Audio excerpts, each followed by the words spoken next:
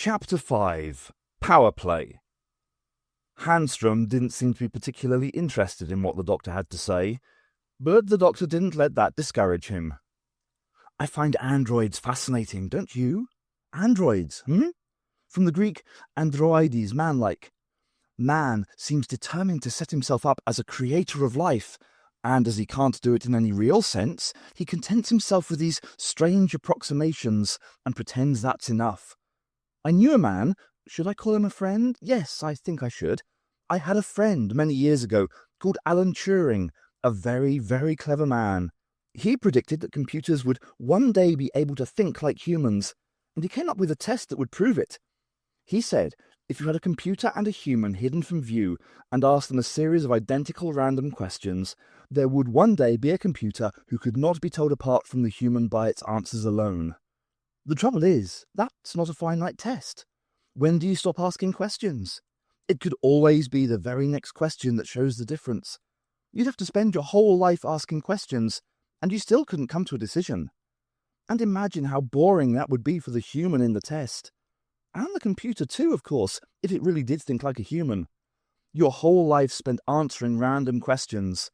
Except the computer wouldn't grow old and die like the human, which is another difference between them. Should you cry when an artificial intelligence dies?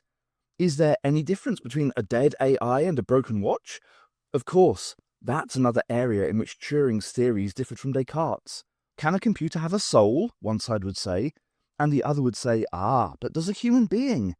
And then there are all those in between who believe a human has a soul and a computer does not, but neither does a dog or a creature from Mars. For those who think computers can have a soul, do they think dogs do? What about a computerized dog? An android dog? Except it wouldn't be an android, would it? A canindroid? A candroid? That's a good word. That would mean that a computerized cat would be a feldroid, and a computerized bear would be an ersdroid, and a computerized wolf would be a loopdroid, and a computerized sheep would be an ovoid. No, that's not right. An ovdroid, that's it.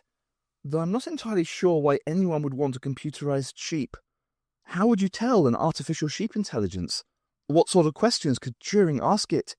Is that grass nice, perhaps? Oh, are we there? They were there. The banner read, Earthworld, so realistic you'll think you've travelled in time and space. The doctor smiled knowingly. Handstrom keyed in a few numbers on a security pad, and the huge double doors slid open. Here in the foyer, they were treated to spinning hollow images of dinosaurs, medieval maidens, Egyptian mummies, and, taking up most of the space, an elephant. There was also a booth where one could buy Earthworld t-shirts. I'm an Earthling, are you? Earthworld badges in the shape of pyramids or rocket ships. Earthworld personal data pads and pencils. Boxes of Earthworld genuine Earth recipe fudge, small print, made in Alpha Centauri, and Earthworld genuine Earth recipe Coca-Cola with real Earth cocaine. Posters invited visitors to book now for an audience with Julius Caesar, includes gladiatorial show, a night with Elvis Presley, featuring genuine Earth songs, and Robin Hood, the Outlaw Experience, bows not included. A keypad invited visitors to input their details if they wished to receive further information about Earth heritage, and noted that they may be sent information on other organizations from carefully vetted galaxies. The doctor went over to it and typed, the Doctor, the TARDIS, the Universe, and was slightly disappointed to find that he'd failed to fill in 6 of the required fields, and this was therefore insufficient data. Handstrom, however, ignored all of this and crossed to an insignificant door behind the elephant labelled Private, Staff Only. He knocked. As the doctor joined him, a voice from the other side of the door shouted, Go away! Miss Durwell, this is Handstrom. You will kindly open the door. There was an audible sigh of frustration, and then the door slid back. On the other side was a bank of viewing screens, instrument panels and keypads. A much more sizable version of the triplets' control room. A grey-haired woman was sitting with her back to them, frantically copying numbers from a screen onto a personal data pad. This had better be important, she said, without turning to face them. I'm extremely busy. I should think you would be, with all the barriers down and your robots on the rampage, commented the doctor carelessly. She turned to them. How do you know about that? She demanded. Well, look. The doctor pointed at one of the viewing screens, where a horse-mounted knight in armour could be seen charging a small stegosaurus. Or are you telling me that's one of your floor shows? Handstrom shook his head contemptuously. We found about it at the palace, he told the woman. There have been complications. We think you should shut down all the automatons. Oh, really? She said. I'd never have thought of that. Thank you so much. Would you care to tell me exactly how I'm supposed to do it, given that none of the controls are responding? Handstrom snorted. You're the curator. Think of something. She glared at him. You're the president's chief technician. You think of something. Children, children, cried the doctor. Let's talk about this like rational beings. Now, Miss Durwell, was it? Miss Durwell, are there any people in the centre? Some, not many.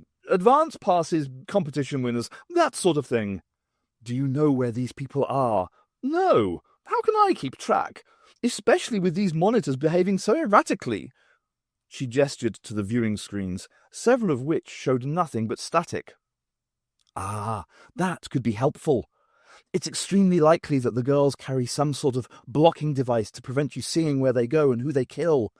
If you can tell us exactly which locations those disrupted monitors represent. Durwell turned away from the doctor. Mr. Handstrom, why exactly have you brought this lunatic here? What is he talking about? There's no time to explain. If the controls in here don't work, we have to find a way of adapting them, cried the doctor. And to give us time to do that, we need to evacuate the centre. You must have a loudspeaker system or something. No, it would hardly be an authentic part of the experience for most of these zones. But you have cameras set up, which aren't intrusive and don't carry sound. Don't or can't. Mr. Handstrom here, being the chief technician, can undoubtedly wire them for sound. I'm just slightly worried, having seen your general level of historical accuracy, that most of your visitors won't realise they're not meant to meet a charging rhino in the streets of Renaissance Italy or a Tyrannosaurus in 20th century England, unless someone tells them. So, Mr. Handstrom, please set up a sound system for the centre and tell the patrons to evacuate. Miss Durwell, work out which areas have disrupted monitors and locate the homicidal triplets. They may be able to shut the place down. And now, I'm going in there to fetch Fitz and Anji. Are you mad? Asked Durwell. No, said the doctor. I've met a great number of people who were clinically mad, and I can honestly say there's little resemblance. Now, could you show me the way in, please? Oh, and I should probably take a guidebook. Anji and the boys, after getting their breath back, had examined their new surrounding, made possible by yet another bare light bulb hanging from the ceiling. Zequathon was all in favour of twisting it straight away to see if anything happened, but Anji reasoned that surely they wouldn't use the same trick twice in a row, and there wasn't a diagram this time. It all turned out to be much simpler than that anyway. Zernik found an actual door. What it revealed wasn't that promising, though. A dark corridor, with no light bulbs. I suppose we have to go down there, Anji said, unenthusiastically. Would a few exit signs really have been too much to ask for? I'll go first. See if it leads anywhere, said Zernik bravely. Anji was getting very proud of him. A real little trooper. Just needed a few brushes with death to bring him out of his shell, obviously. And she really wasn't that keen on the dark, so she agreed. He hadn't been gone very long when they heard him call back, I'm just going round a corner. Then a bit later, and I've come to a fork, I'm turning left. And a few seconds after that, it's a dead end. Come back, Zernik, called Anji. You don't want to get lost. The red-headed boy returned to them, looking shyly pleased with himself. Your eyes adjust to the dark really quickly, he said. But there's nothing to see, just stone. I think it's a maze, said Anji. I thought they were Greek, but maybe they were Egyptian too. Anyway, I expect we have to find our way to the centre if we want to get out of here. Anyone got a compass? No one had. In fact, none of the boys actually knew what a compass was. Well, has anyone got a really good sense of direction? Yeah, of course, said Zequathon. Zernik nudged Anji. Zequathon gets lost getting out of bed in the morning. The blonde boy glared at him, but didn't argue. Anji took that as a no from all three of them. She sighed. Has anyone got a ball of wool? What do you want that for? Asked Beezy. In the legend of Theseus and the Minotaur, said Anji, meeting blankly uncomprehending looks all round, when Theseus goes into the labyrinth, that's a sort of maze, he unwinds a ball of thread as he goes, so he can find his way out again, and so he doesn't cross his path. If you don't know where you're going, you can end up walking round and round the same bit for hours. That happened to me at Hampton Court once. Still, never mind that now. But no one had a ball of wool, or a bag of pebbles, or even breadcrumbs. Cue much explanation of fairy tales, which the boys dismissed as kids' stuff. But Anji could tell they found quite fascinating, really. Anji, said Zernik, when she'd exhausted all options and was calculating how many disposable marker items they had between them. She'd got as far as 3 Anji badges and a pair of gold hoop earrings. Your top's made of wool, isn't it? No, said Anji, looking down at the black fabric peeking out from under her blazer. It's knitted cotton. But it would unravel. But it's Harvey Nicks. But we still have to find our way through this maze. You said so. She thought for a moment. Can't you unravel your jumpsuit thing? Fuse plastifthread. Sorry. Anji looked suspiciously at him. Did you just make that up, or is it a real future thing? She asked. It's real, said Zernik, apologetically. Oh, all right, but turn your backs. Anji sent up a brief prayer that she was wearing a good bra, rather than an old grey, I'm not seeing my boyfriend tonight one, which reminded her that she didn't have a boyfriend anymore anyway. She hurriedly brushed that thought aside as she took off her top, although she did note that the bra was a sensible black cotton one, which wasn't too bad.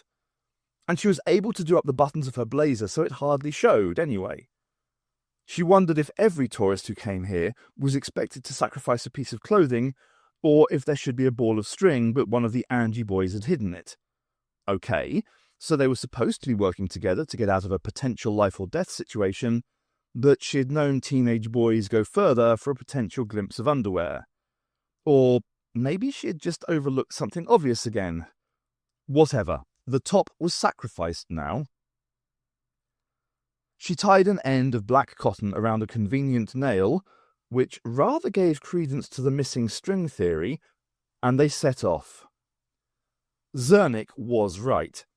It took no time at all for their eyes to adjust to the dark. With Anji's extremely expensive thread to guide them, they managed not to cross their own path, and despite a fair number of dead ends, eventually reached the centre of the maze. Anji couldn't suppress a shiver.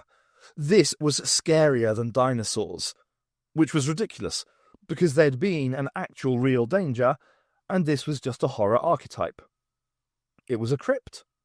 On either side of the room stood a large stone sarcophagus, each bearing a humanoid image, one of a jackal-headed man, the other with the head of an eagle.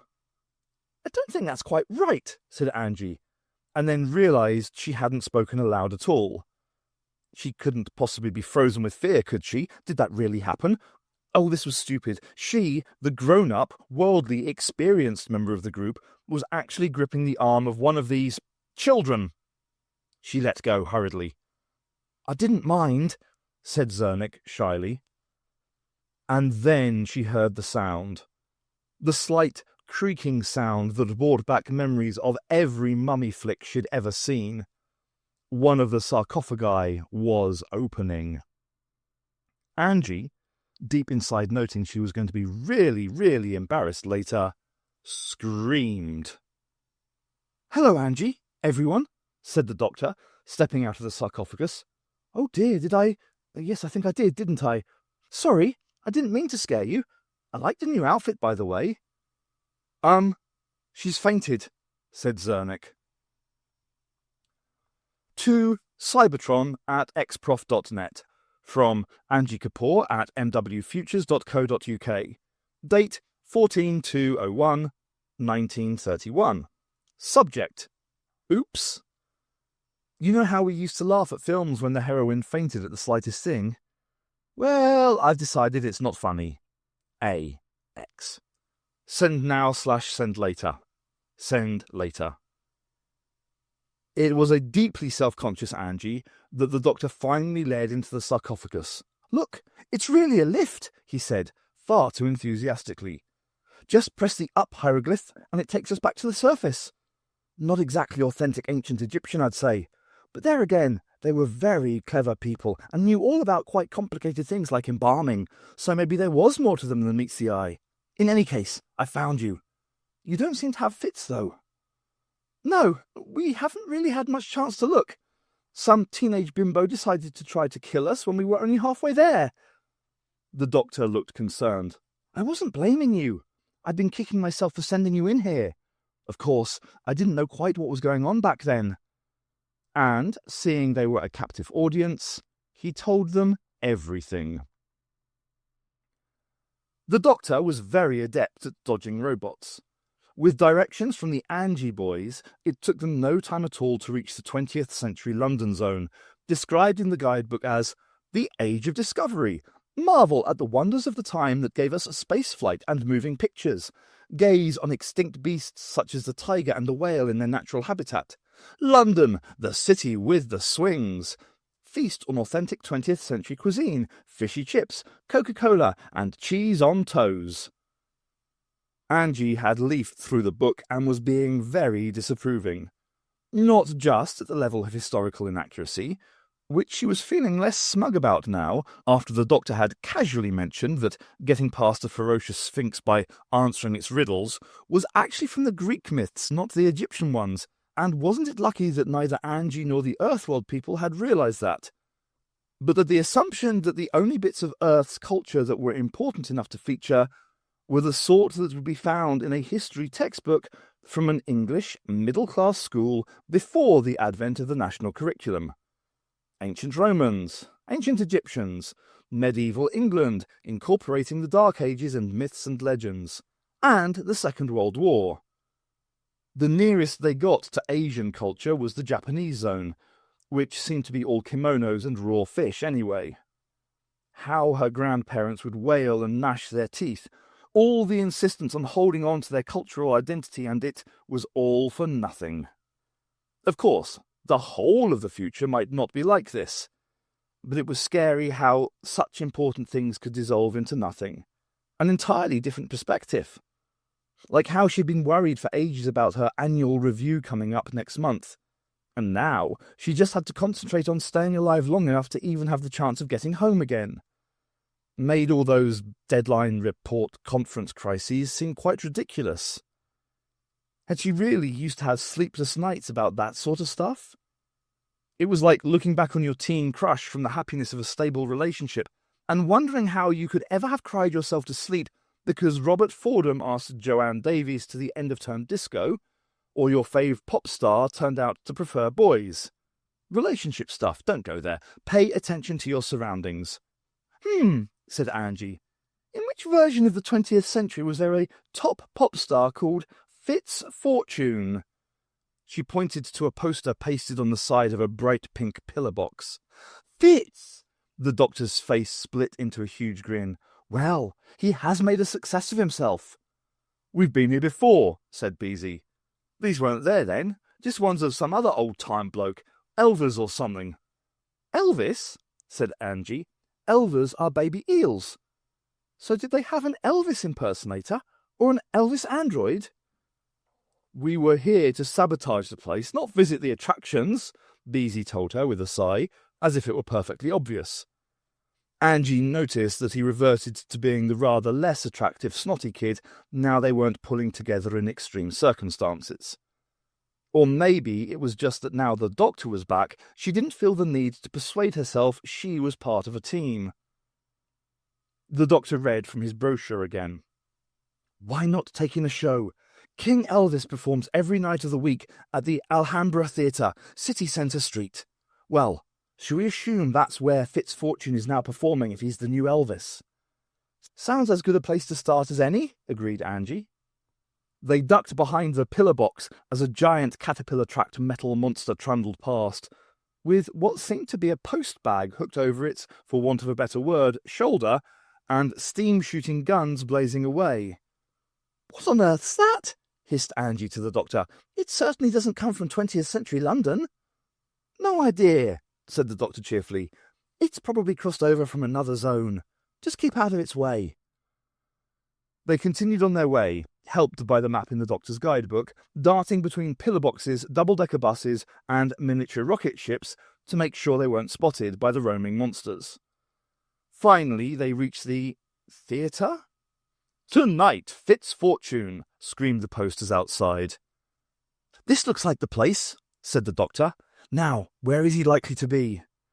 "We could go to the stage door and pretend we're autograph hunters," Anji suggested, not entirely seriously.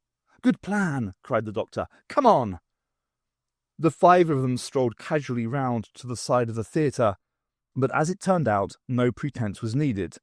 There was a door, no one was guarding it, and it wasn't locked. "Doesn't look like he's being held against his will," said Anji. "Are you sure he's going to want to be rescued? If he's a big star and everything—" "Even big stars can be hurt by rampaging dinosaurs," said the doctor. "I don't think he'll mind." They crept down a carpeted corridor, past doors marked Elvis dressing room, Elvis trousers, Elvis blue suede shoes, and Elvis wigs, until they came to the one with a big gold star proclaiming Fitz Fortune dressing room. The doctor knocked. There was no answer. He tried the door. It was locked. "Aha," he said. "Maybe he's not in there," suggested Zernick. He needn't have bothered. The door was secured with an electronic lock. "Very 20th century," muttered Anji, and the doctor whipped out his sonic screwdriver, obviously and thankfully having forgotten that he'd forgotten how to use it. In a few seconds the door buzzed open. Fitz was sitting in a corner of the dressing room, arms round his knees and eyes staring, rocking to and fro. Anji was moved to compassion despite herself. She ran over and knelt beside him. "What is it, Fitz? What have they done to you?" He turned soulless eyes to her. "I'm not Fitz," he said. "What do you mean? Of course you're Fitz." The doctor was beside them now. "I'm not the real Fitz. I'm not a real person. Just leave me." "There's something definitely wrong," said Anji. "He hasn't looked at my cleavage once." "You don't think he's a replicant, do you?" "Don't be silly, Anji, and don't be silly, Fitz." The doctor took hold of Fitz's left arm and began to help him up. Anji took the other arm. "Come on, we're going to get you out of here." Anji preferred to draw a blank over the rest of their journey. Concerned for Fitz, he might be an irritating slob, but he was her only link to her own world and, sort of, time, and that created some sense of solidarity at least, and residual embarrassment from her earlier faint, combined against another retreat into unreality, as the doctor, armed with his guidebook, negotiated their way through a medieval village and the Japanese zone, passing the triplets, definitely androids, dressed as three little maids from school. The dinosaurs didn't seem to have reached this far yet, but the absence of barriers was obvious from the mixture of costumes on display. They also passed several elephants, none of which were in their natural habitat. If anything got too close, Zernick blasted it with the anti-android zapper. The doctor scooped up a number of visitors on the way who were disposed to argue until a voice boomed out at them, "Evacuate! Evacuate! All visitors must return to the control centre immediately! Danger! Danger! Evacuate! Evacuate!" "Very subtle," said Anji, struggling to hold up her bit of Fitz. "Guaranteed not to cause undue panic." They got back to the control centre eventually. The loudly complaining visitors, "Been looking forward to this for months, disgraceful, absolutely disgraceful," were left in the foyer, while the doctor, Anji, Fitz, and the three boys went to find Handstrom and Durwell. "Well done on the announcement," said the doctor, striding into the control room and seemingly taking charge instantly. "I knew you could do it. Now, any luck in locating those girls? We didn't see them, and Fitz doesn't know where they were." You didn't search for them? Asked Handstrom. The doctor looked puzzled. No, I went in to fetch my friends, Anji and Fitz. I'm not Fitz, muttered Fitz, as Anji dropped him into a chair. Miss Durwell looked slightly alarmed. It's all right, he's not dangerous, said Anji. No, but he looks ill. I'll take him somewhere he can rest quietly, shall I? It must have been quite an ordeal. The doctor was busy consulting with Handstrom, so Anji took it on herself to agree. Thanks, I'm sure he'll appreciate it. As Durwell led Fitz from the room, the doctor beckoned the Anji boys over to him. Anji followed to see what was going on. Can I see that device of yours, please? The doctor was asking. Zernik produced the anti-android zapper. This, he said, offering it. That's the thing. The doctor turned to Handstrom. We need something like this, but on a massive scale. Oh, hello, Anji. Bit of a crisis, I'm afraid. I know, said Anji. No, more than that. It seems that the barriers really can't be set up again. The whole mechanism's fused. So the robots can just wander around at will. And although at the moment only a number of them are hostile, it's entirely possible that more will follow. Enrage an elephant, for example, and there's no stopping it. But at least we're out of there now. I mean, they'll only be attacking other robots. Interesting thing. It seems now the internal barriers have collapsed. The main external barrier, the big thick one we went through, the one keeping the robots out of the streets of New Jupiter, is having difficulty coping with the power load. And we can't turn the power off. It could go at any minute. So it's probably a good idea to shut the robots down. Oh yes, said Anji. I can see why it would be. Of course, the feedback may well cause this entire centre to explode, but at least we won't have robots roaming the streets afterwards. Anji felt strangely uncomforted. This doesn't have a big enough range, Handstrom said, indicating the zapper, but if we could boost its power... I'm assuming the androids all have their own internal power supplies, yes? The doctor was taking apart a control panel as he talked, so the greatest single power source is that being used to uphold this main barrier. The one you can't switch off, added Zernik helpfully. That's right.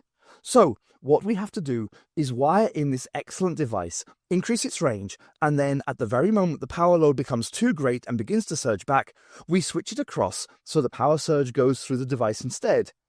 If I'm right, the magnetic waves should blast out just strongly enough to knock out all the robots before the device burns out. The diversion of power will stop the centre exploding, and the people of this planet will be safe once more. And if you're wrong? Asked Handstrom, obviously unconvinced. Just keep your fingers crossed that I'm not, said the doctor, with eyebrows raised. Anji, who poured scorn on all forms of superstition, quietly crossed her fingers behind her back. Doctor, she said. Yes? When you've wired that thing up and saved the planet, could we please leave? He flashed her that incredible heartbreaking smile that she was so thankful she was immune to. Yes, of course we can. Behind her back, she crossed 2 more fingers. Then Durwell led Fitz into her office and sat him down on a chair. We need to talk, she said, narrowing her eyes. The idiot just kept sitting there. Have you told anyone what happened earlier? No response. Have you forgotten our bargain, Fitz? You were supposed to tell me everything you knew about the 20th century. Sightless grey eyes turned up to hers. Not Fitz. Will you stop spouting that rubbish? Look, she pulled open a desk drawer and took out a gun. Obviously, I don't want to have to harm you, but this time I'm not going to give you a chance to get away from me. Start talking. The young man just stared. I'm not Fitz, he said. We've got about 5 minutes, I think, said the doctor. It might be an idea if you all left, just in case. Just in case we want to be savaged on the streets by rampaging robots instead of being blown up? Asked Anji. Yes, said the doctor. That's right. Where's Fitz? Could you go and fetch him, please? It took me over 100 years to find him. I'd rather he wasn't killed now I'm just getting to know him again. Now, Zequithon, Zernik, BZ, would you lead all the visitors out of the centre, please?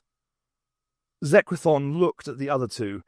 It's not that we don't want to help, but if we go out there, we're probably going to get arrested.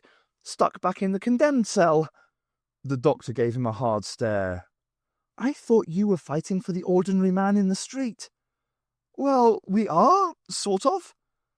"Those people out there are the ordinary man in the street. In fact, some of them are probably quite influential men in the street, I would imagine, as they were privileged guests to this place.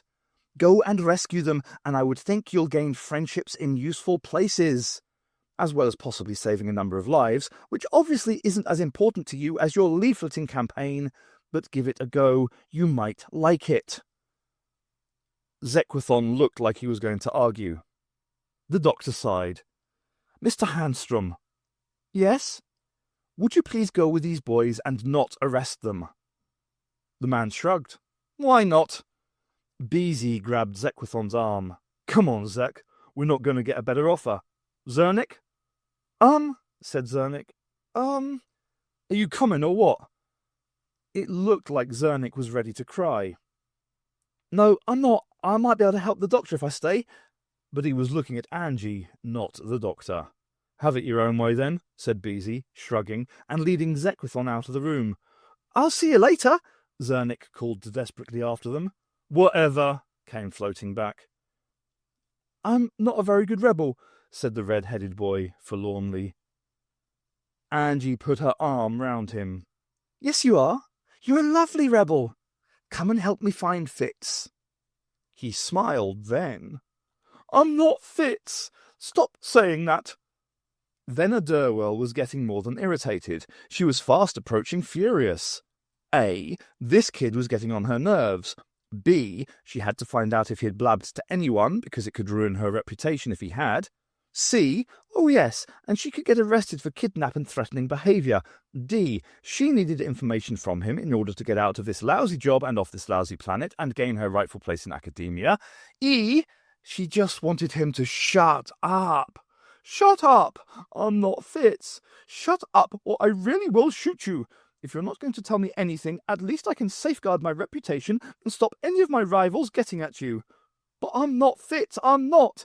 This is a real gun, you know." "Where would she have taken him?" "Dunno," said Zernik. "She's probably got an office down here somewhere." They were hurrying down a corridor, not unlike the one backstage at the theatre. Actually, Anji thought it may well have the same carpet. How cheap! "Look, here we are. Venna Durwell, curator." Anji knocked on the door. No answer. She tried it. Locked. "Must be somewhere else," she said. Zernik was frowning at the door. "No, I think I can hear something inside." As one, they both placed an ear to the door. "I warn you, shut up or I shoot. My reputation's more important than your stupid life. I'm not fit. I'm going to shoot." Anji and Zernik looked at each other. "She's flipped," said Anji. "Try to break the door down. I'm going to go and get the doctor and his sonic screwdriver." She ran back towards the control room. "Doctor!" "That was quick," he called, head stuck in a control panel muffling his voice. "Now, can the three of you wait for me outside, please? This thing's got less than a minute." "Doctor, we didn't get Fitz. That curator woman's threatening to shoot him." "What?" The doctor straightened up too quickly, knocking his head on the underside of a monitor. "Ow! You've got to come and unlock the door, please." The doctor looked from her to the control panel, then back again, and again. "All right, this should work on its own. Come on." He grabbed a small LCD timer. "Look, 30 seconds. They ran down the corridor, Anji leading the doctor by the hand. 20 seconds, cried the doctor as they reached Durwell's office. "They're still in there," gasped Zernik, stumbling away from the door. "She's really lost it, and the door just won't open." "We'll see about that." The doctor handed the timer to Anji and produced his sonic screwdriver. 10 seconds, read Anji. "Not a problem," said the doctor unconvincingly. From the other side of the door they heard, "I'm not Fitz. This is your last warning. I'm counting down from 10, then I shoot." 9 seconds, said Anji. 9, then a Durwell's voice. "Easy," said the doctor. 8 seconds, said Anji. 8, echoed Venna Durwell inside the room. "I'm not Fitz," said Fitz's voice. 7 seconds. 7. 6. Nearly there, said the doctor. 5. 4, 4, 3, 3. Hold on to your hats. Here it comes. 2, 2. Hurry, Doctor. 1, 1. The door beeped open. The gun went off. There was a massive explosion, but not from the control center. It was here, in front of them. And as the door slid back, all they saw was a flash of blinding white light as they were hurled to the ground. The Doctor, Anji, and Zernik staggered to their feet and peered into the room through the clouds of grey smoke. Venedurwell was lying on the floor, not a pretty sight. Gun still in one hand, and, was their vision distorted by the fog? A detached hand buried deep in her head. "Fitz!" gasped the Doctor. "Oh dear," said Zernik. "I think your friend's exploded." "So that Fitz was a replicant after all," said Anji later, sitting gingerly down in a control room chair. "He did say that he wasn't Fitz, Doctor." "Anyone can make a mistake," said the Doctor, seemingly unconcerned. "Just as well for Fitz that you did. That woman would have killed him." "Had it been the real Fitz," the Doctor assured her, "he would never have let that happen." "At least the Doctor's plan worked," put in Zernik nervously. "All the robots are out of action and nowhere exploded." "Apart from that woman's office," said Anji. "And that woman," added the Doctor. "In a way. Still, she was a potential murderer." Anji was about to remark on his callousness, but she was distracted by a bleeping from somewhere near her feet. She bent down and picked up a small box. "What's this?" "Communicator," said Zernik. "Someone must have dropped it." He pressed a button, and the beeping was replaced by a voice. "Handstrom, is that you? Handstrom!" Zernik shot a worried look at Anji. No," he said. "Well, where is he? Hurry, the President's wife has flatlined. We need him here now." "Sounds like they need a doctor," murmured the Doctor. He took the communicator from Zernik's hand. "Hello, this is the Doctor. I'm on my way. Over and out." He pressed a button and handed the box back. "Anji, sort things out here, will you? We still have to find Fitz. Meet you back at the palace." And before Anji could say a word, he was out of the door.